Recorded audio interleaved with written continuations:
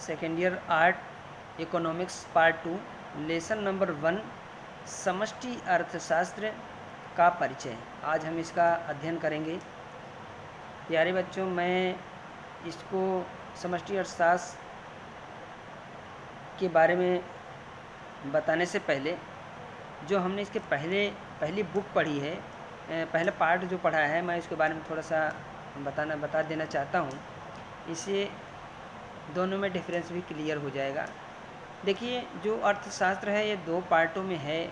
इसका पार्ट 1 जो है वो है व्यष्टि अर्थशास्त्र, माइक्रो इकोनॉमिक्स, और दूसरा जो पार्ट है वो है मैक्रो यानी समष्टि अर्थशास्त्र। तो पहला हमने व्यष्टि जो अर्थशास्त्र पढ़ा है उसके बारे में आपको बता दूं। जो व्यष्टि अर्थशास्त्र है, किसी भी अर्थव्यवस्था की छोटी छोटी इकाइयों का अध्ययन व्यष्टि अर्थशास्त्र के अंतर्गत किया जाता है। छोटी छोटी इकाइयों में जैसे जो है किसी व्यक्ति का, किसी परिवार का, किसी फर्म का, यानी छोटी छोटी जो इकाइयां हैं उनका जब हम अध्ययन करते हैं तो वो क्या होता है, व्यष्टि अर्थशास्त्र कहा जाता है।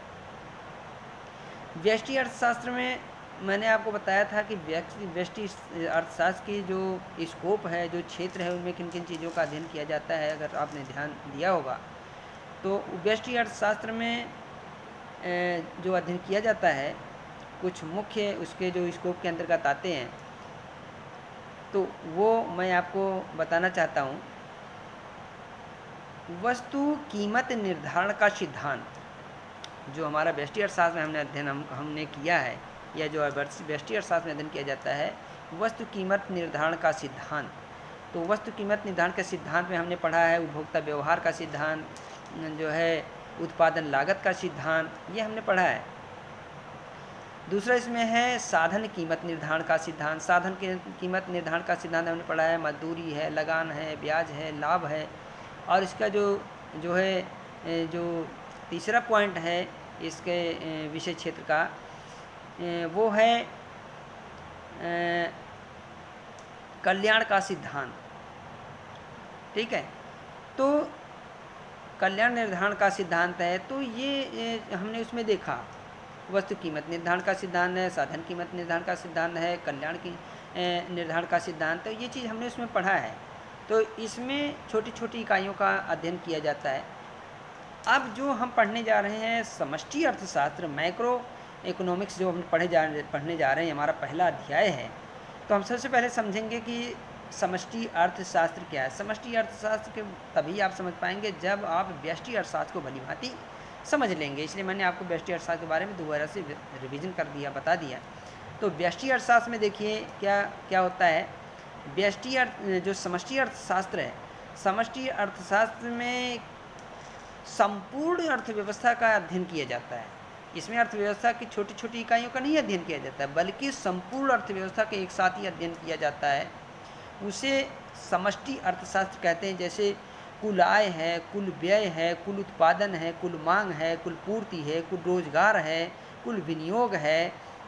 तो ये जो सामान्य कीमत जो है स्तर है, ये अध्ययन जो है हमारा समष्टि अर्थशास्त्र में किया जाता है। समष्टि अर्थशास्त्र जैसे हम अपने देश के अर्थव्यवस्था का अगर अध्ययन करेंगे तो हमारे देश की अर्थव्यवस्था में पूरे देश का, संपूर्ण अर्थव्यवस्था का एक साथ अध्ययन किया जाएगा। जैसे देश का में कुल कितनी मांग है, हमारे देश में कुल कितनी पूर्ति है, हमारे देश में कुल कितना रोजगार है, देश का कुल कितना आय है, कुल कितना व्यय है, कुल कितना विनियोग है, कुल कितना उत्पादन है। तो ये पूरे देश का एक साथ संपूर्ण अर्थव्यवस्था का जब अध्ययन करते हैं तो वो हमारा समष्टि अर्थशास्त्र होता है। और जबकि व्यष्टि अर्थशास्त्र में क्या होता है, संपूर्ण अर्थव्यवस्था की एक छोटी छोटी इकाइयों का अध्ययन किया जाए। यानी अर्थव्यवस्था, जो समष्टि अर्थव्यवस्था है, उसकी छोटे छोटे भागों का अध्ययन किया जाता है। ठीक है, और जो समष्टि अर्थशास्त्र है उसमें संपूर्ण अर्थव्यवस्था का अध्ययन किया जाता है। तो ये है समष्टि अर्थशास्त्र। ये आपने इसमें पॉइंट मैंने लिखा हुआ है, आप देख भी लीजिए, नोट भी कर सकते हैं। तो ये हो गया हमारा समष्टि अर्थशास्त्र। फिर इसमें देखिए समष्टि जो अर्थशास्त्र की इसकी विशेषताएं हमको देखना है कि विशेषता क्या है। समष्टि अर्थशास्त्र की कुछ निम्नलिखित विशेषताएं हैं। नंबर 1, इसमें देखिए, इसमें समष्टि यानी समग्र इकाइयों का अध्ययन किया जाता है। समग्र मतलब संपूर्ण इकाइयों का अध्ययन किया जाता है, छोटी छोटी नहीं है, बल्कि संपूर्ण इकाइयों का एक साथ अध्ययन किया जाता है। दूसरा पॉइंट है, यह संपूर्ण अर्थव्यवस्था से संबंधित है। जो समष्टि अर्थशास्त्र है उसकी दूसरी विशेषता है संपूर्ण अर्थव्यवस्था से संबंधित है। तीसरा पॉइंट है, समष्टि आर्थिक चर जैसे राष्ट्रीय बचत, राष्ट्रीय विनियोग, राष्ट्रीय आय, कुल रोजगार इसकी विशेष सामग्री है। ठीक है, तो ये इस चीज़ का अध्ययन किया जाता है।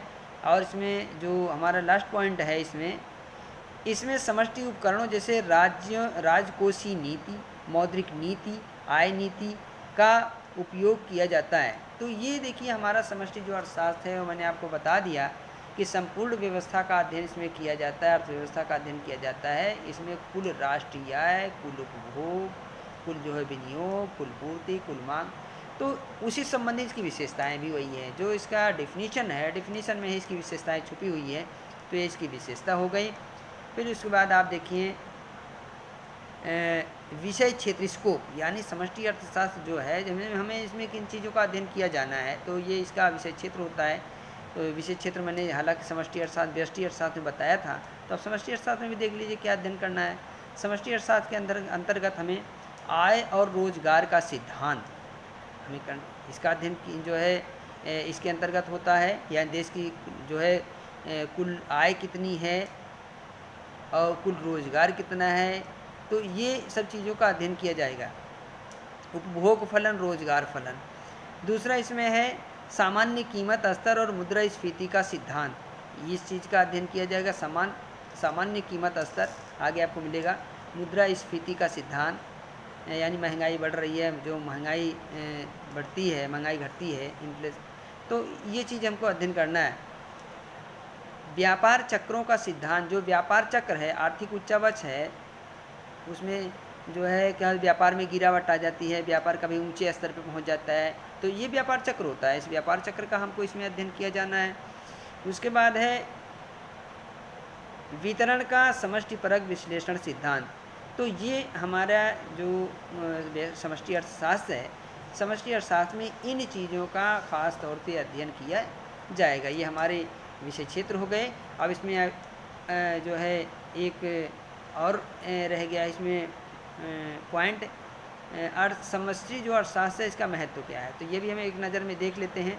समष्टि अर्थशास्त्र का जो महत्व है वह है एक जटिल अर्थव्यवस्था को समझने में सहायक। एक जटिल अर्थव्यवस्था यानी जो है, जैसे एक देश, हमारा देश है, भारत देश है, भारत बहुत बड़ा देश है, तो पूरे देश का अगर हम एक साथ अध्ययन उसकी राष्ट्रीय आय का या रोजगार का, कुल उत्पादन का अगर हम अध्ययन करते हैं, तो इससे हमें संपूर्ण देश की जो है अर्थव्यवस्था का पता चल जाता है, उसके लेवल का, स्तर का पता चल जाता है।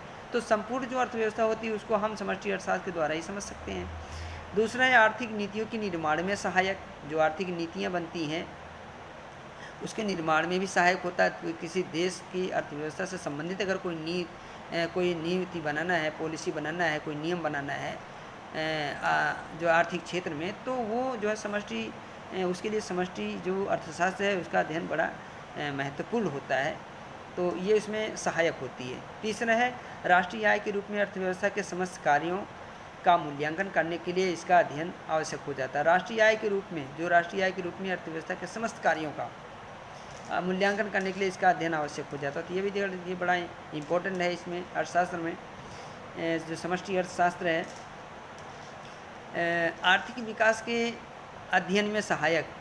भाई देश की, कोई भी देश होगा, अपने हर देश चाहता है कि हमारी अर्थव्यवस्था मजबूत हो, हमारा आर्थिक विकास तेज़ी से बढ़े, हमारे देश का व्यापार हो, तो आर्थिक जो विकास है वो भी समष्टि अर्थशास्त्र के द्वारा ही, जो समष्टि अर्थशास्त्र का जब अध्ययन करते हैं तो उससे ही जो है क्या है, जो हमारे देश की जो आर्थिक विकास है उसके लेवल का पता चलता है कि हमारे देश अर्थव्यवस्था के क्षेत्र में किस स्तर पर है।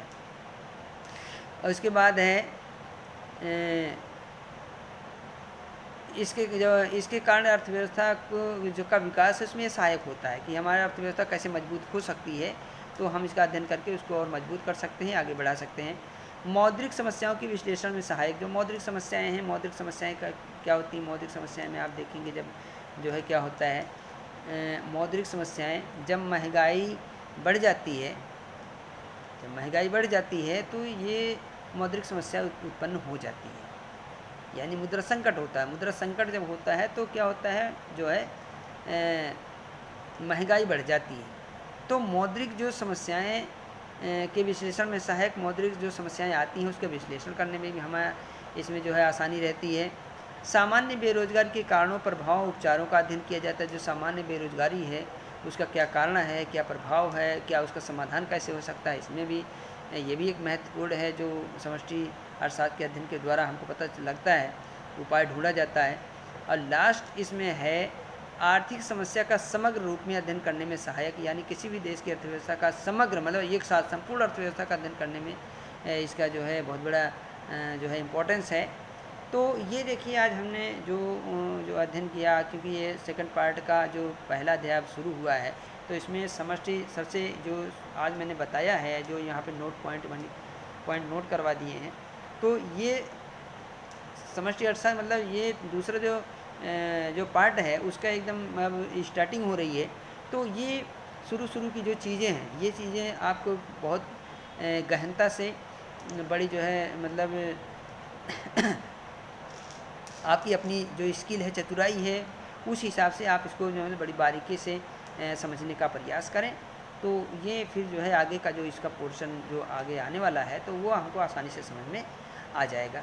तो आज की वीडियो में बस इतना ही। नेक्स्ट वीडियो में आपको इसके आगे की चीज़ें बताई जाएगी। Thank you.